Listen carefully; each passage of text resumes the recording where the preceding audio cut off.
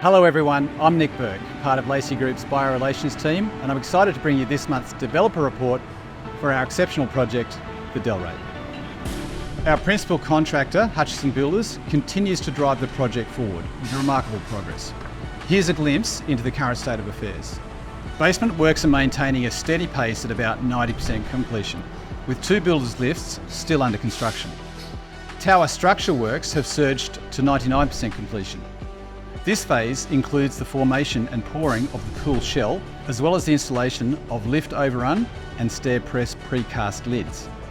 Our facade works have seen a notable increase, now at 85% completion, with balustrades now installed up to level 14.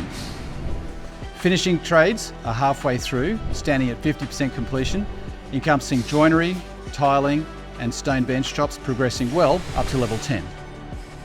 Having achieved building top out in October, our next major milestone is the dismantling and demobilisation of the project's tower crane, anticipated for February 2024. Overall, it's been another positive month for our construction team, and we remain on track for building completion in late Q1 of 2024. Thank you for your continued interest and support in the Delray.